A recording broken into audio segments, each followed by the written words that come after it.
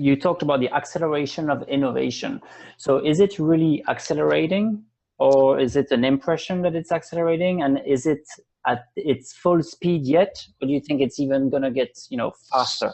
So it's accelerating well beyond Darwinian rates. We can't compete. We can't, they used to do the thing that in the 1920s, was the last time one person could know everything that was known about math. Okay. Nowadays, no one knows everything about anything.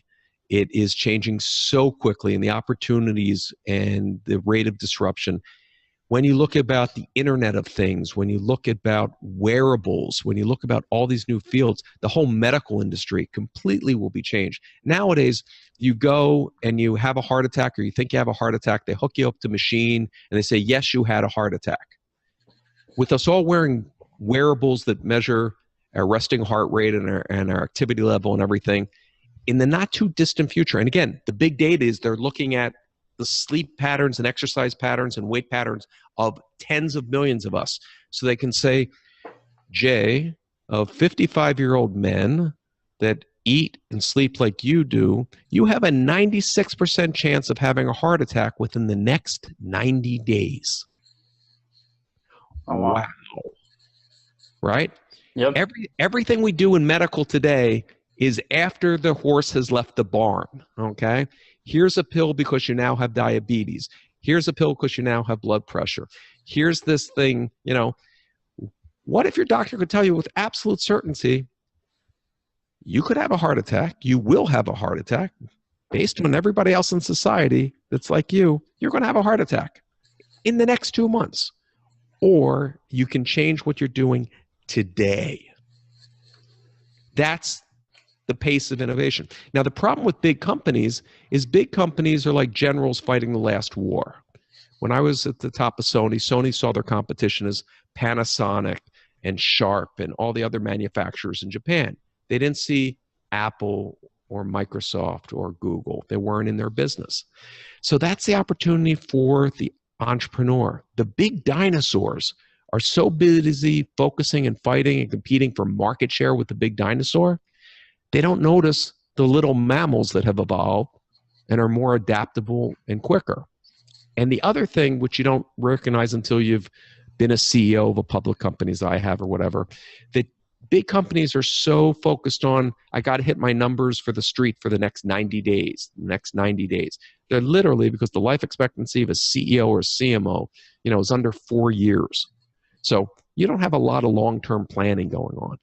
So the opportunity there is a CEO would rather overpay to buy that startup and take the risk of losing money for 1 quarter or 3 quarters or 5 quarters to create something themselves. That's why they'll go out and spend $1 billion on an Oculus Rift or an Instagram or billions on a WhatsApp. The guy who created WhatsApp applied for a job at Facebook and was turned down.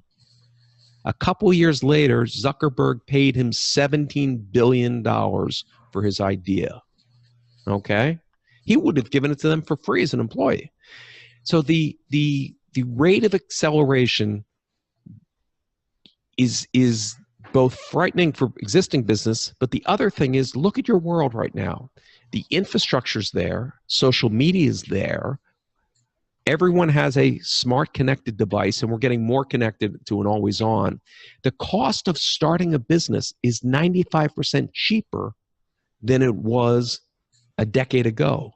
And you say, well, wait a second, why are these big companies then, these startups, these unicorns raising hundreds of millions of dollars before they go public if it's so cheap?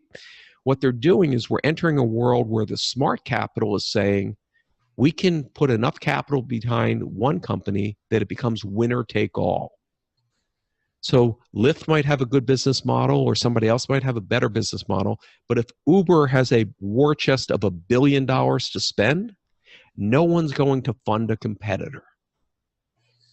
So you get out there, you prove your model, prove it locally. I use an expression called SOLO-MO, social, local, mobile.